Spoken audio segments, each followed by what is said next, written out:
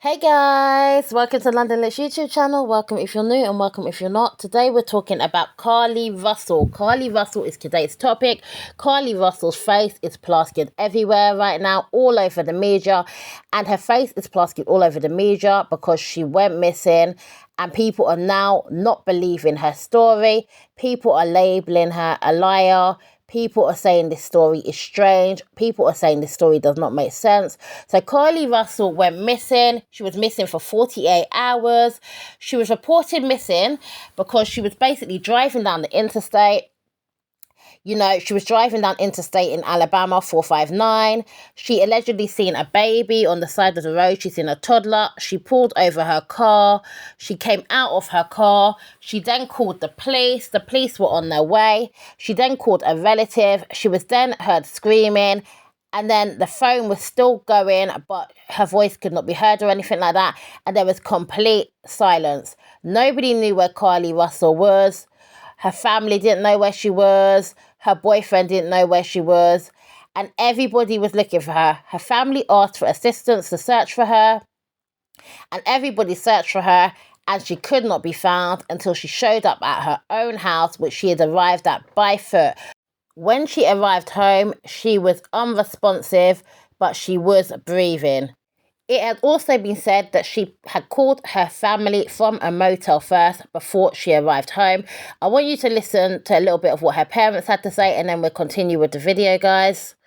The next thing our son's girlfriend heard was CARLEE asking the child if they were okay. So she elegantly got out the car. She asked the child if they were okay maybe 2 or 3 times.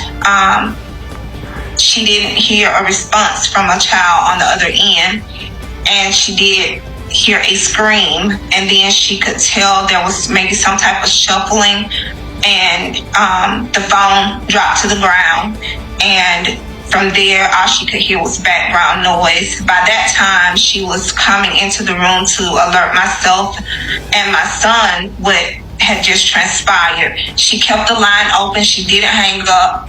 I was yelling CARLEE's name. We were all yelling CARLEE's name. I picked up my phone to call CARLEE's phone, just even though I knew that line was open with our son's girlfriend. It was just, I just felt, I felt I needed to try to do something to try to reach her since she wasn't answering us when we were calling her name, and all we could just hear was like background noise.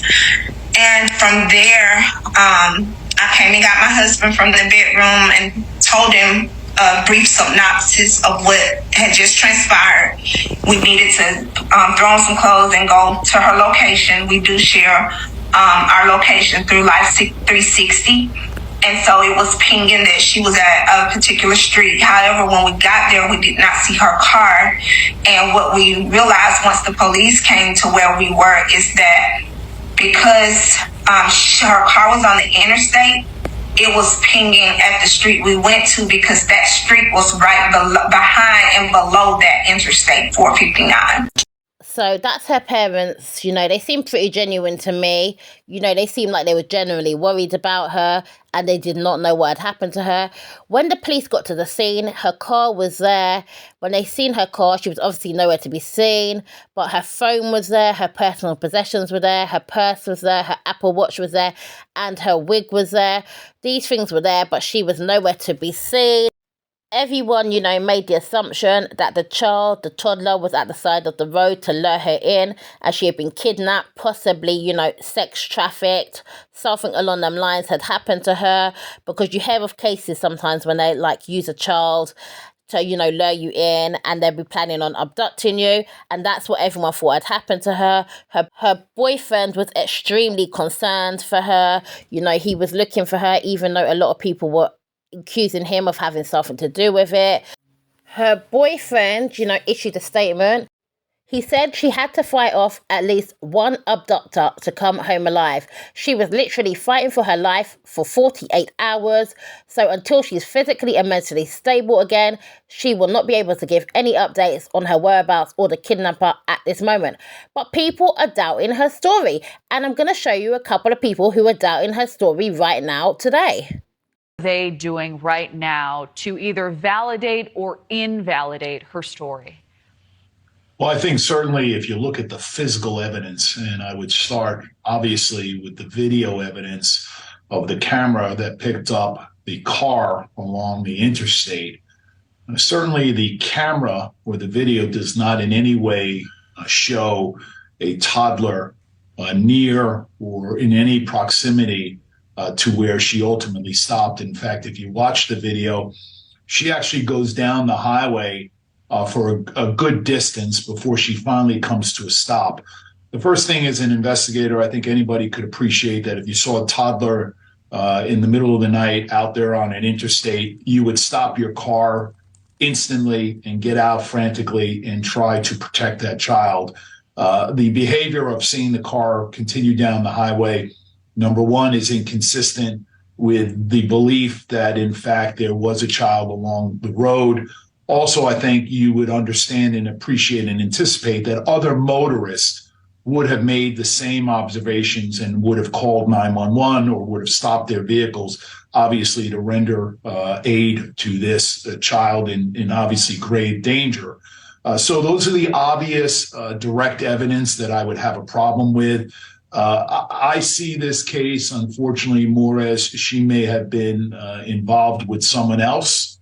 And maybe in order to have an alibi for where she was, I think we may see this case unravel in the days to come. So, Stuart, how do investigators go about tracking her account, putting some of these pieces together? Well, the first thing is the cell phone was left on the side of the road. And so, of course, it is my understanding that the phone will not offer any information with respect to after she apparently allegedly was abducted. However, the phone will be of importance to backtrack and see who she was talking to, who she was texting, and most importantly, in fact, we saw the advancement of this technology, the location services that are indicative now in all cell phones, where it can pinpoint with direct accuracy as to where she was at any particular time. They'll be able to go back and see where or whether or not, in fact, there's some validity to where she was coming from.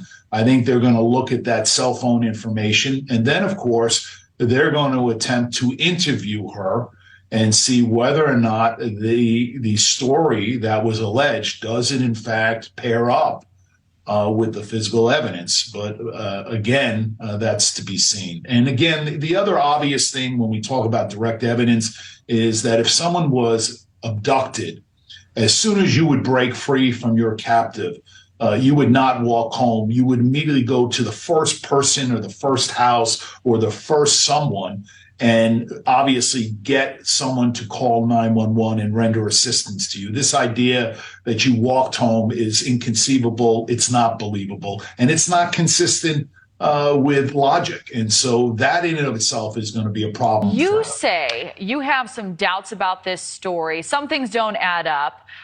What stands out to you and why?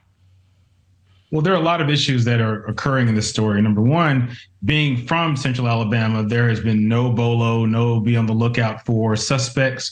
And the Hoover Police Department has been very, very, very quiet about this. If there is someone who was abducting women on the side of the road, we would have descriptions. We would know who they were. We would know what kind of cars to look for, because all of us who live in the area were really on pins and needles for the whole weekend.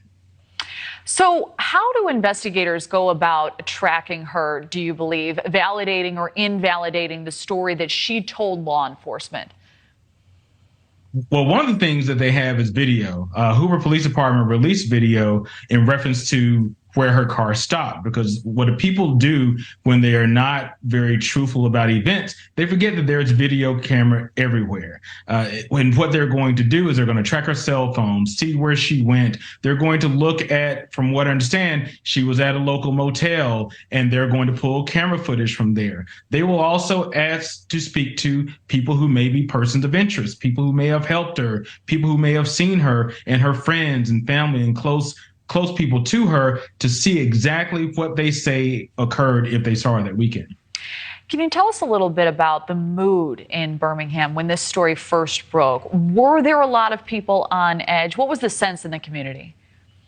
Everyone was on edge. I'm married, and I told my wife, don't stop for anyone who's on the side of the road. Just call 911 or call the emergency helpline. I called my family members and other friends. Make sure you don't stop, because everyone was that there were some kidnappers on the loose. But now that she returned home on her own on Saturday night, and there's been nothing from the police department except a statement where they say they stated she called and said that there was a child on the side of the road. However, this I-459, the interstate, is a very, very heavily traveled interstate, and no one else saw what she claimed to see. So it's a lot of mystery behind this, a lot of tension, and people are actually relieved that she's fine, but really want to know what the whole story is. Former FBI special. So you've heard what the experts have had to say. CARLEE's family is still sticking by the fact that she was abducted. Her boyfriend has thanked God for her being returned. Her mother is happy she has been returned. She's thanked everybody for their support and the support that has gone through to the family. Guys, let me know in the comments below. Do you believe the story? Do you think CARLEE Russell is lying? Is it terrible that the media is saying she's a liar with no real evidence to back it right now? Let me know what you think. Thanks so much for watching. Don't forget to like, and I'll see you guys on another one. Be the fam, that's what they call me.